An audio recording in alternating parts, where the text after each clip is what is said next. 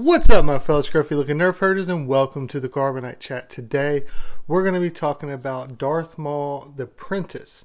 It's a Star Wars fan film that's on YouTube. I will have it linked down below. If you haven't seen it, go ahead and watch it. It's only 15 minutes. I think it's really good. The idea that I have for this is on Mondays at around 9 p.m. I want to go through fan fiction or fan films that are on YouTube or other different kind of outside media that's not canon anymore. That can be something interesting that maybe you haven't seen. I haven't seen any fan films, so this is going to be completely new for me, but because Star Wars Rebels is over, I want to kind of take over the location and time slot that they normally use. And if there's, give us an opportunity to look at things that are made by people that actually love Star Wars, unlike those that Disney's been putting out that most people, or at least a lot of the people on this channel, aren't really happy with. So give us something a little bit different to be able to look into and enjoy. And so the first thing that I picked here is the Darth Maul Apprentice. Now this was suggested by me this was suggested to me by Nightsaber, someone in the comments that he's commented many times asking me to please watch this. So I wanted to do this one first for him. And ultimately I really ended up enjoying it. If you haven't seen it, go ahead and go check it out. It is worth watching it because I'm going to go into some spoiler things. And if you've seen it before, then I'll discuss it as if I'm discussing a normal Star Wars movie. And we can kind of go into in the comments and talk about what we liked or didn't like in it.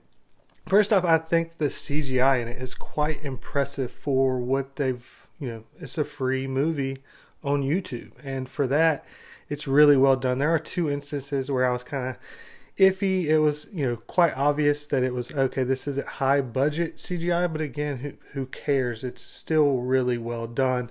And those are the two moments where they deflect the blaster back off and kill the droid, and the explosion seemed a little fake. There was one or two moments where the camera cut, you could tell a change of speed in the actors as they were moving while they were doing their choreography for the fight scenes. Essentially, this movie is just a lightsaber fight between Darth Maul and about 6 other people. That in and of itself is good enough, but I think there's not much of a story there. But if you look, there is actually a bit of a story there, and it's done quite well in the sense of show don't tell. Now this is going to be new territory for people of The Last Jedi because it's tell, explosions, or great cinematic visuals with not much depth to it at all. But there's actually some pretty good depth to this story. Now this story is basically a prequel to the prequels. This is Darth Maul being tested by Emperor Palpatine prior to the Phantom Menace. And I found that very interesting. It's kind of ironic because it fits a little bit along the lines of the Darth Maul comics that I followed, not the Sons of Dathomir done by Dark Horse, but the Marvel comics that I did review prior. I'll post a link to those at the end of the video. And those are actually, it discusses him fighting a Padawan. And here it's a different way that he's dealing with a Padawan, but also in the same sense it's kind of similar. But what happens is 6 Jedi end up showing up and he begins to fight them. The choreography, as I said, is pretty good. There are some issues here or there. They did some really good, cinematography tricks to make the fight seem a lot bigger than it actually was. Some of the things that Darth Maul was doing seemed, a lot larger than life when you consider it's a fan film. So there was some smart decisions made, some pretty good choices made by whoever was filming this to make it look like some of the things Darth Maul did was bigger than they actually were. And the story, though, it was done well as a pacing standpoint for the fight, where you start off and you have Darth Maul against 6 people, and he's kind of moving around, moving through people, and he's fighting 2 at a time, and he kills off 1 or 2 people, but then it starts to get, a little tough for him, and he's kind of backed into a corner to an extent, not an actual corner, but he's worried a little bit, it seems like, and he types in something on his wrist, and then these droids show up and start firing off blasters at the Jedi, and they have to be fighting them off and deflecting them. And as that's happening, he then fights off 1 or 2 more people, killing them. And so it's a time that, even though it's a 15-minute lightsaber duel, the way they set it and structure it, each point there's kind of a different kind of thing happening that causes you to be into it and kind of interested in wondering what's going to happen at each moment. And the next part that begins to happen is he's now beat everyone except for two people, a master and a Padawan. And this is when it's very easily you could have begun to think, okay, well, I know that how this is going to end. The Padawan's been doing nothing the whole time. And the master, it's just one master now. He's already beat 4 other masters. But as they're fighting, I want to call him Obi-Wan because he kind of looks like him, but he ends up stopping Maul. And then he says that, I've figured out your fighting style. I know what it is now. I can beat you. And right around that time, he cuts his arm. So you start to believe this. And it makes sense if, with me looking so in depth with just different Star Wars information, I know that Darth Maul is a Juyo.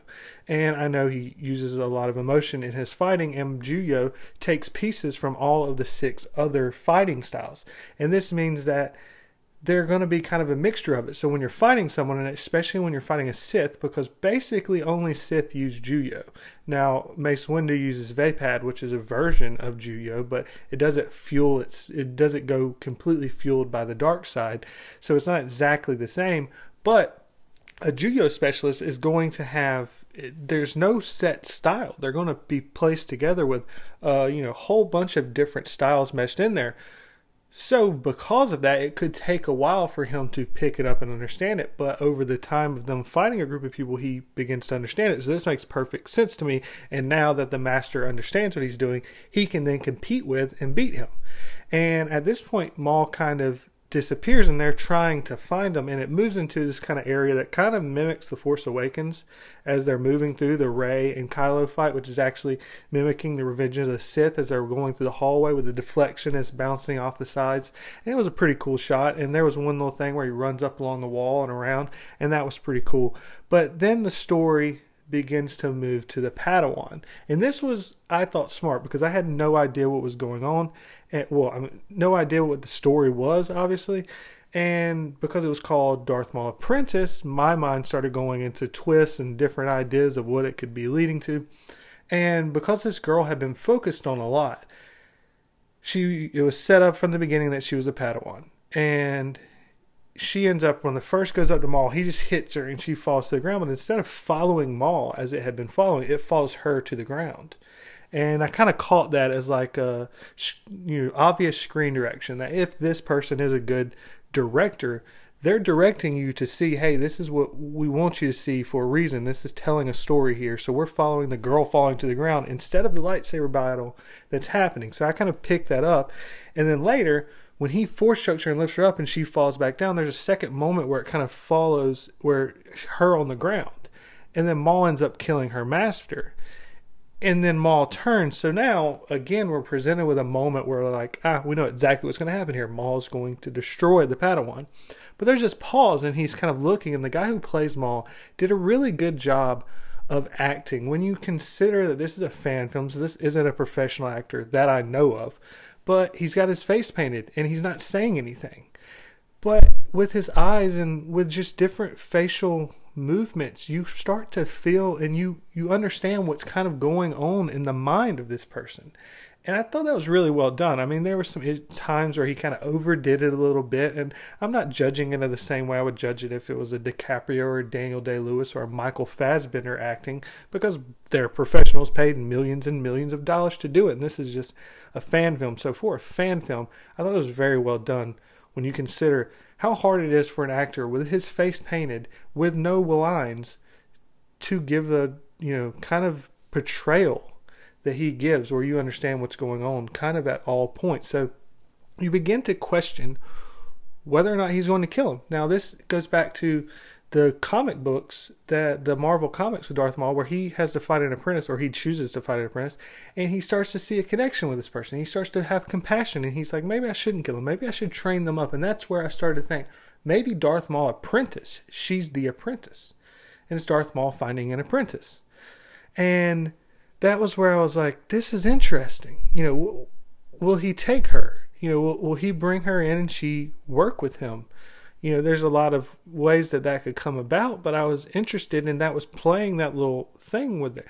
And then she ends up running off because someone else, he decides he wants to kill her and he's about to. And another guy comes up and that Maul had already stabbed once, but ends up stopping Maul from killing her. And then Maul turns around and finishes that guy off. And when he turns back, the girl had run off.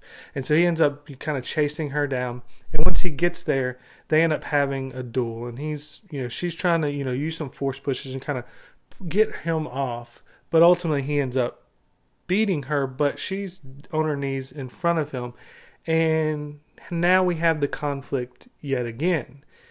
She's kind of earned his respect a little bit because she has continued to fight, even though she's a Padawan that's seen all of her masters be killed.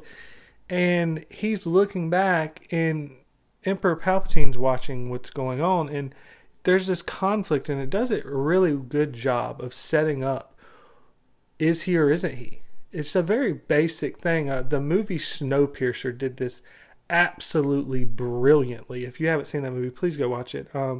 And it sets it up where the actor, without speaking, is constantly making choices. The basis of the movie is they're moving down a train car. They're in the back of the train, and they're trying to get to the front of the train. And they've been kind of mistreated, and they're trying to get to the front to take over and earn, it's like a revolt. So he's constantly moving up, but as he's moving up, each time he has a decision that if he makes this decision and goes forward, the people that he's with can be hurt. And Boon Jo-young is the director. He's, I believe, a Korean director and really good director, but don't watch his most recent film on Netflix. It's absolutely awful, absolutely horrible. Okaju or something like that. Terrible. Anyways, getting off subject. But he has the actor played by Chris Pine. Chris Evans. It's Captain America. Chris Evans, yeah. And he's looking left or right. And the decision is left or right. It's very basic. You see actually a little moment of that in Pulp Fiction where Bruce Willis is ready to leave and he's trying to decide whether or not to go back down to help. And there's this left or right. There's no words said, but you know what he's deciding. You kind of had this with the Darth Maul thing, and I thought that was really good. And ultimately, he, of course, decides to kill her, and the shot shows her hands falling. And so there's this small story of, as the story went on, it shows the changes of Maul in this. As it's testing by Emperor Palpatine, there's a story to be told inside of that with the girl. That at first, he's just angry and he's willing to hurt anyone. Then in the middle, you have a choice that he's having to make. And it's kind of before he really has to make the choice, he stopped. But in the final act of the film, he has to make the choice. He struggles. He has to decide, but he decides to kill her. He makes his final choice. And each of those are kind of played off by a focus on her on the ground.